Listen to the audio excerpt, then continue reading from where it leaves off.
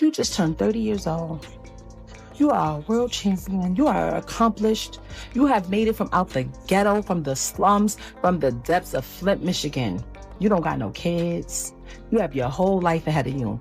Well, why are you attaching yourself to this 47-year-old man that doesn't have anything going, has no career, no job, no income, except for the income that he's claiming off of your percentage because it's your messages, and put my number out on her page that got 10 million followers. She did that.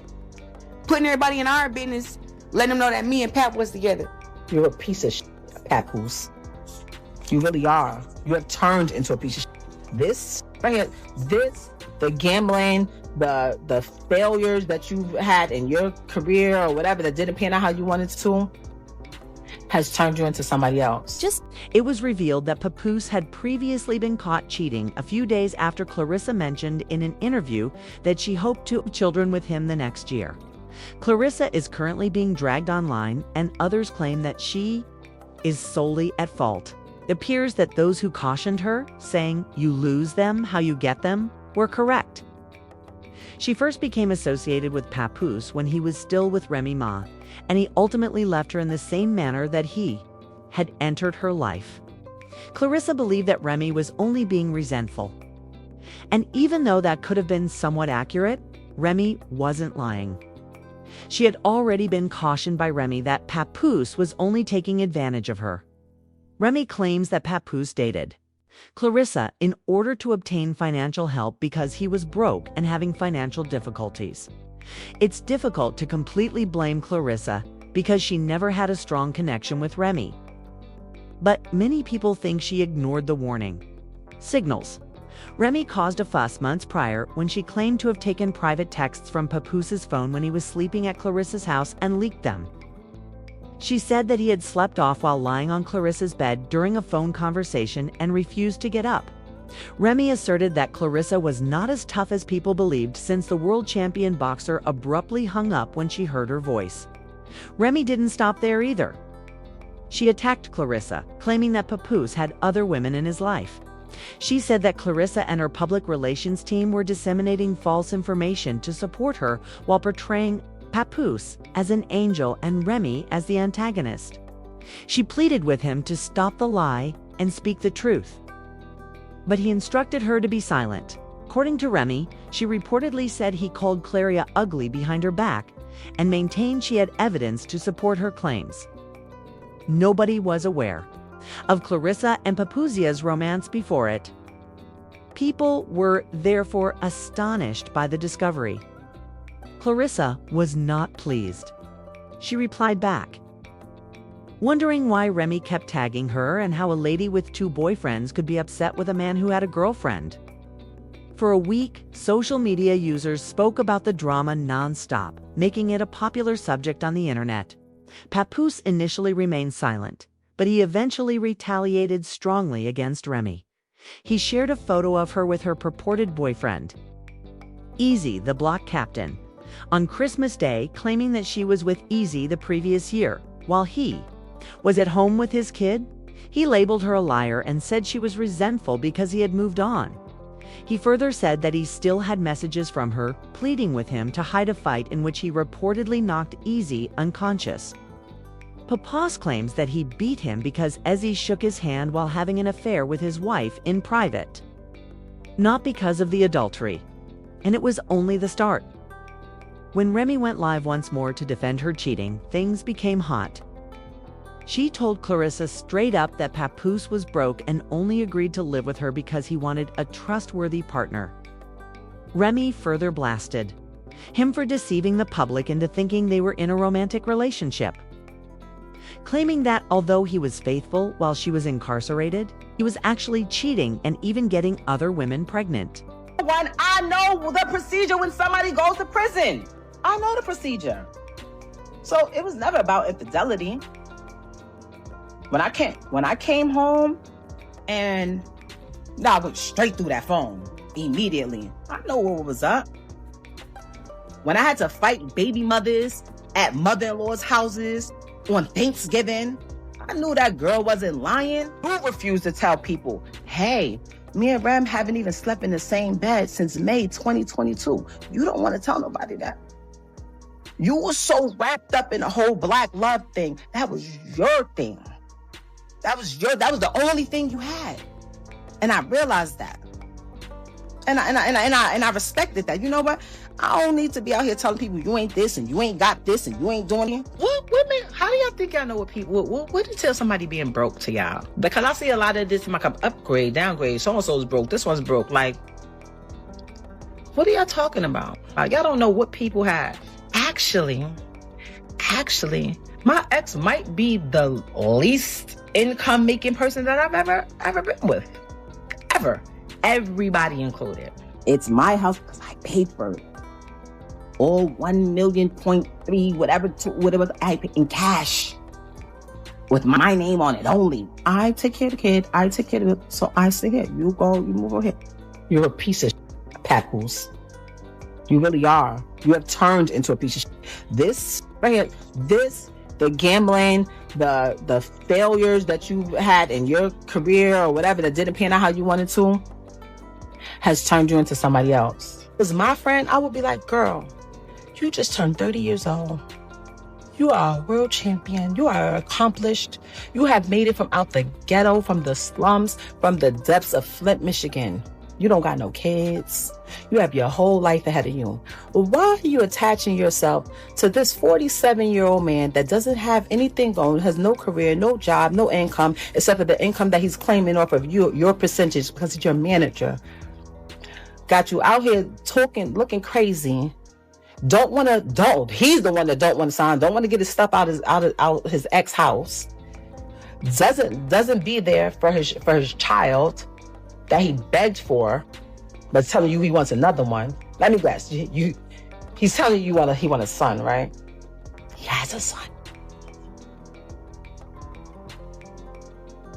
Right, so he acts like he doesn't have a son. He has a son. We have a son. I would be telling you, girl, get your ass from over there. What are you talking about?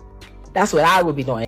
She didn't want Papoose to quietly proceed with the divorce without disclosing anything, which is why she went off like that. He did not, however, give her the last word. Papoose retaliated shortly after she halted her live stream, and it was obvious that he was upset. He said that Remy routinely cheated on him after he put career on hold to help her while she was incarcerated. He clarified that despite his desire for their marriage to succeed, they ended up going to therapy because she was persistently pursuing other guys. Papoose flipped Remy's assertion that he was broke by alleging that she was the one who kept approaching him for money. Additionally, he claimed that she had hired him to write her songs while she was publicly criticizing Nicki Minaj for allegedly utilizing ghostwriters. I was on top of the world, a $1.5 million man, hottest rapper on the planet. Y'all seen it. Her situation took place. Like I said, I left my tour, came back, bailed her out.